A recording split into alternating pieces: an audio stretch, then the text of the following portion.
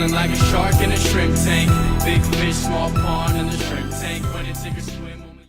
A lot has changed since we opened our first dealership back in 1971, especially the way we shop for cars. Today, you can search, review, and price compare thousands of vehicles in a matter of minutes. And while the technology is great, we believe our team still makes the biggest difference. We've been serving Metro Atlanta and treating customers like family for more than 45 years. To learn more about our family-owned and operated dealerships, visit jimellis.com. Jim Ellis Automotive, where you can always expect the best. Hello and welcome back to the Shrimp Tank Post-Show Wrap-Up, sponsored by Jim Ellis Automotive, family-owned 14 locations in the Southeast. If you haven't heard of Jim Ellis Automotive, you probably don't live in this area. I've had a wonderful experience with them recently, and I'll tell you, it's a white glove service organization. My name is Lee Heisman. I'm here with my co-host Chris Hanks and Joey Roos from the KSU Entrepreneurship Center. Al Meyers is our guest with TiE Atlanta. Al, can you tell us about TiE Atlanta, what you do with that organization, what your role is? So I'm the executive director of TiE Atlanta, and our organization is a chapter of a global organization that's been around for 25 years, and our mission is very simple. We mentor, connect, and educate entrepreneurs of any size, stage, or industry. And all of our programming revolves around those three key pillars, and we also do a little bit of incubating and funding as well. But what we do is foster entrepreneurship in the city of Atlanta. Okay, so having founded a nonprofit and having founded a for-profit, I always find the question about, and you've done both. So what do you think is better, working with a nonprofit, working with a for-profit? And what I would say is it's a little bit of both. I think it's about mission. And sometimes when you make it too big and in a for-profit, maybe you forget your mission, even sometimes in a large nonprofit. So while I like the mission-based work is I like social impact, and I also think that I found that organizations, the culture, you're more cohesive when you're aligned to mission, because what you remember when you work with your colleagues is it's not about you or me or the next or the other person. It's really about 1 + 1 = 3. We're in this for something bigger. And Al, you also, you've launched 2 nonprofits that are still there. Can you talk a little about your legacy and what you've done thus far with how that's affected younger people in those 2 nonprofits? Yeah, I made a pivot, probably 10 or so years ago, and just wanted to give back and wanted to create a legacy that my children, would be proud of, and help make, sounds a little hokey, but make the world a better place. And so I had gotten very involved with the TED conference, TED Talks, and I had gone to TED, and I was fortunate to actually do a little mini TED Talk. When they started the TEDx program in 2009, I said I wanted to bring these ideas worth spreading to Atlanta. And so I founded TEDxPeachtree. And again, I threw myself out there. I'd never managed an event in my life, but I said I had this vision. Who wants to join this journey with me? And lo and behold, we put together a best-in-class experience, and it's become one of the top TEDx events, certainly in the Southeast, if not the United States.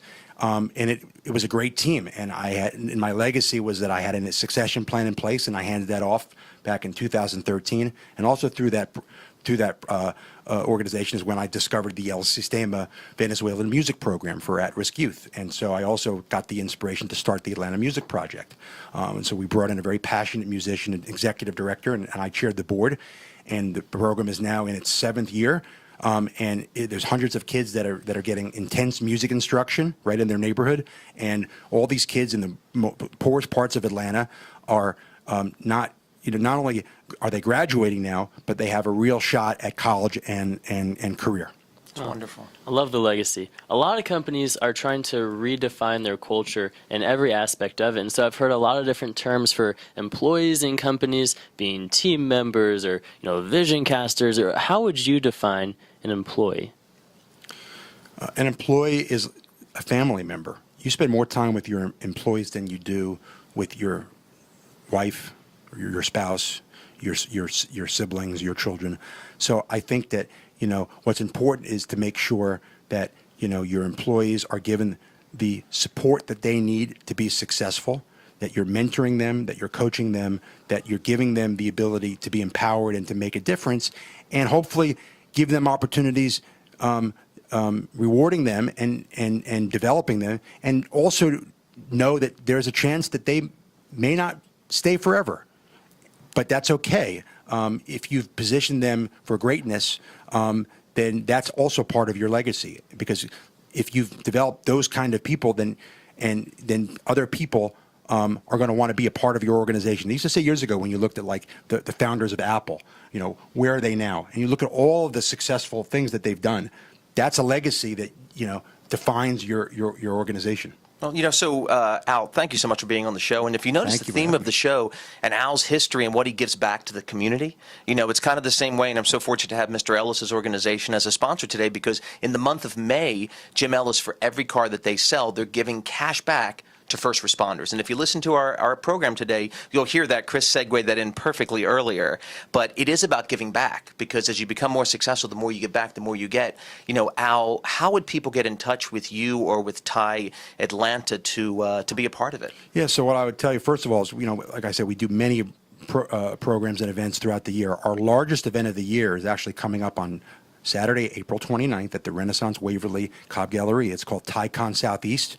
It's probably the premier conference for entrepreneurs in the Southeast. We'll have 400 plus people there, great content, great speakers. There'll be actually high school and college students as well that are actually going to be pitching for real prize money.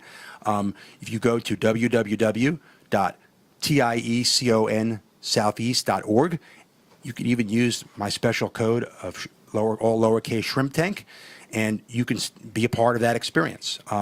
That's the best place to start. You can go to atlanta.tie.org also and become a member for a very modest fee for the year, and come to all of our monthly meetings and have great networking and start to meet other entrepreneurs that may be able to help you get from A to B to C all the way to Z. It's wonderful. Well, I like, Chris, that we have our own code and our own promo code already. Al, I want to thank you for coming on the show, and I want to thank you for watching the Shrimp Tank post-show wrap-up.